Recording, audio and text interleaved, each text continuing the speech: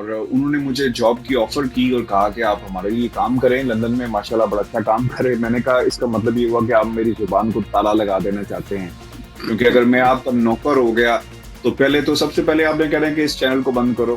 یہ جو بغاوت کر جاتے، جو میں نے بغاوت کی ہے سسٹم کے ساتھ کہ میں آپ لوگوں کے ساتھ کام نہیں کر سکتا. I don't want to be controlled. Censored journalism مجھے آپ کرنے پر مجبور کرتے ہیں. بسم اللہ الرحمن الرحیم. السلام علیکم ناظرین، عرفان ہاشمی آپ کو اپنے شو میں لندن سے خوش آمدید کہتا ہوں. اور میری خصوصی ریکویسٹ کے اوپر عزیز صدیق صاحب نے مجھے جوائن کیا پاکستان سے. عزیز صدیق صاحب، سر السلام علیکم. وعلیکم السلام. اچھا سر، آپ کو معلوم تو ہوگا کہ میں نے آج آپ کو کیوں مدعو کیا ہے. پاکستان پیپلز پارٹی کے چیئرمین جو میں نے تو خیر ان کا ایک نیا نام رکھا ہے، مروسی مسخرہ.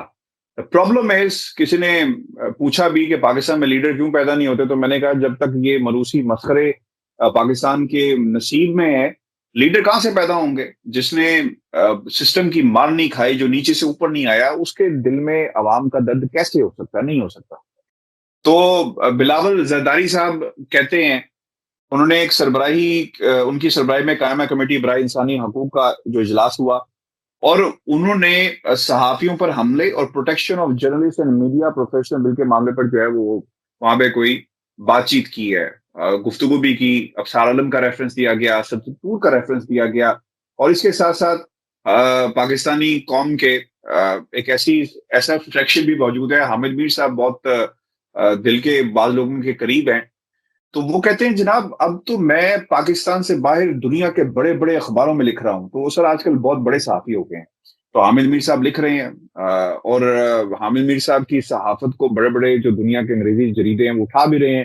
شاہین صاحب نے اب سے کچھ ہی دیر پہلے پروگرام میں جب میں نے ان کے سامنے یہ بات رکھی تو وہ کہتے ہیں کہ یار پاکستان کے اندر جب آپ اداروں پہ بات کرتے ہیں نا تو آپ ایک دم سے بڑے ہو جاتے ہیں باہر کی دنیا میں، آپ کو ہاتھوں ہاتھ لیا جاتا ہے. وہ لوگ کہتے ہیں کہ جناب بہت ظلم ہو رہا ہے پاکستان کے اندر صحافیوں کے ساتھ. تو اس ظلم میں افسوس کرنے کے لیے بلاول زرداری صاحب وہاں پہ اکٹھے ہوئے، اور انہوں نے کہا کہ ابصار عالم پر حملہ ہوا، آج تک پتہ نہیں چل سکا. تو سر یہ کیا ہو رہا ہے؟ ان لوگوں کو اکٹھا کر کے مجھے تو جہاں تک سمجھ میں آتی ہے نا کہ مدعے کی تلاش میں تھے، مدعا نہیں مل رہا اپوزیشن کو، مدعے کو ڈھونڈا جا رہا ہے. یار غضب خدا کا. اسد طور کی جو صحافتی کریئر ہے وہ کتنا ہے. حامد میر خود کہتا ہے کہ جناب میں نہیں جانتا یہ بندہ کون ہے.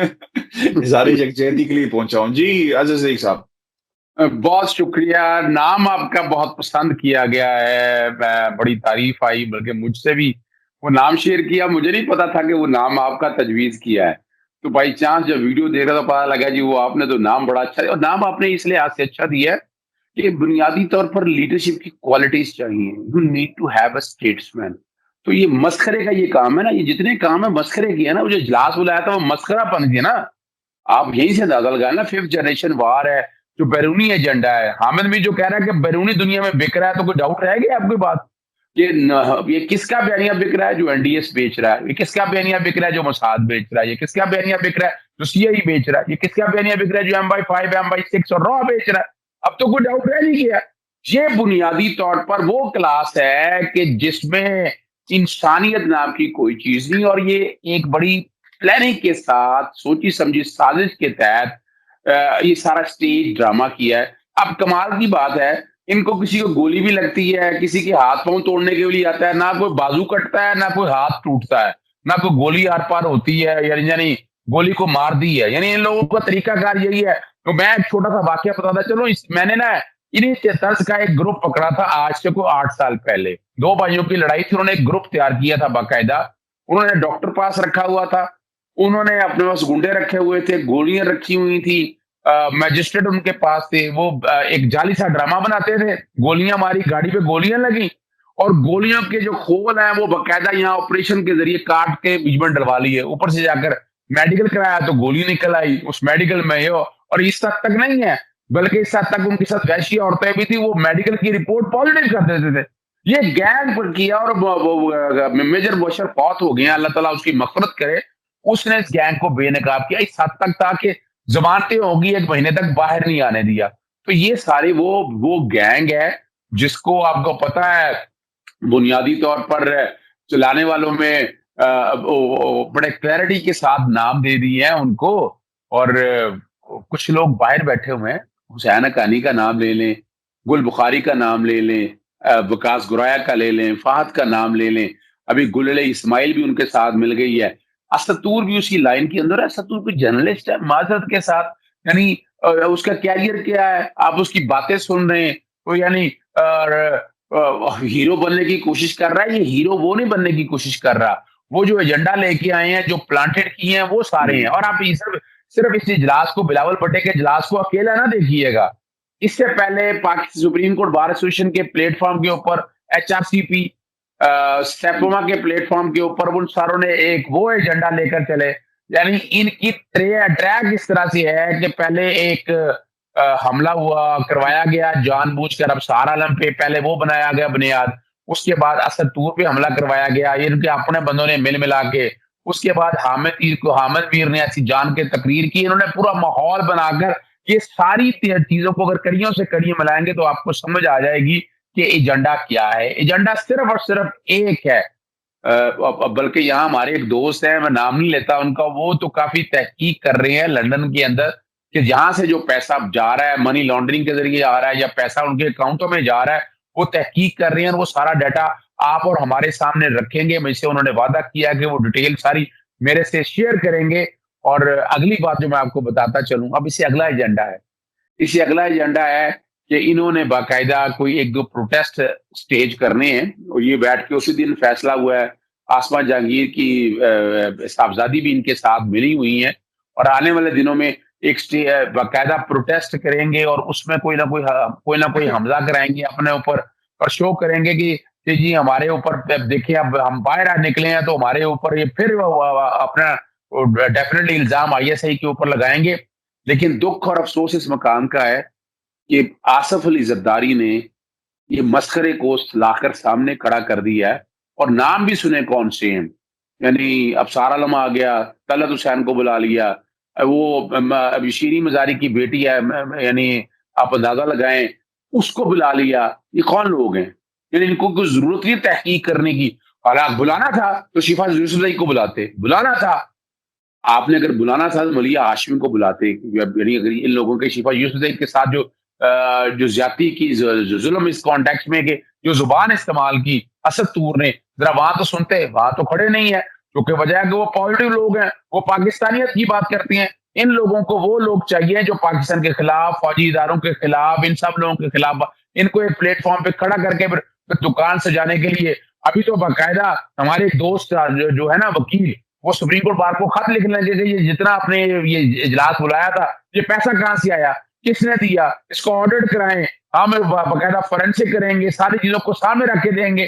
اسی طرح وہی جو دوست ہیں, ان کا ارادہ ہے, پتہ نہیں وہ کیا کرتے ہیں, وہ بلاول بھٹو کو لکھنے لگے ہیں کہ آپ نے کس کیپیسٹی کے اندر یہ اجلاس بلایا, اور آپ نے چن کے جو پاکستان کے دشمن کا بیانیہ لے کے چل رہے ہیں صرف ان کو بلایا. تو آپ اس کا مطلب ہے آپ بھی ان لوگوں کے ساتھ کھیل رہے ہیں. وہ پتہ نہیں, وہ مجھے تو صرف ڈسکس کیا تھا انہوں نے کہ وہ اس طرح کی پلاننگ وہ کچھ کر رہے ہیں. ابصار عالم نے کچھ گلے کیے ہیں, اور وہ یہ کہتے ہیں کہ میرے کالمز کو چھپنے نہیں دیا جاتا, مجھے بطور تجزیہ نگار لینے نہیں دیا جاتا کسی بھی چینل کو, اور مجھ پر غیر اعلانیہ پابندی عائد ہے. دیکھیں, جب آپ سسٹم کا حصہ ہوتے ہیں نا حضرت صدیق صاحب, تو آپ تو مل کر حکمرانوں کے ساتھ اس سسٹم کو کمزور کرتے رہے.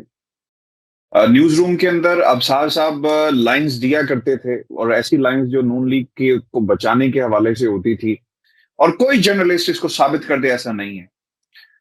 ان کی پریزنس جس دن وکٹری سپیچ کی گئی اس دن سے لے کر, اور وہ جو مومنٹم لاہور میں بنا, باقاعدہ یہاں تک کہا جاتا رہا ہمیں بھی حضرت صدیق صاحب کہ بتائیں بندے کتنے آدمی تھے, مان روڈ پہ بتایا جائے کتنے آدمی تھے, تو ہم کہتے تھے کہ سر 3000 بندہ ہے, 2000 بندہ. وہ کہتے ہیں یار تمہیں کیا پتا 2000 3000 بندہ. تو الفاظ منہ میں دیے جاتے اور کہا جاتا کہ نہیں اس قسم کی رپورٹنگ آپ نے کرنی ہے. تو آپ کے پاس جب اختیار تھا, آپ نے سسٹم کو سر کمزور کر دیا.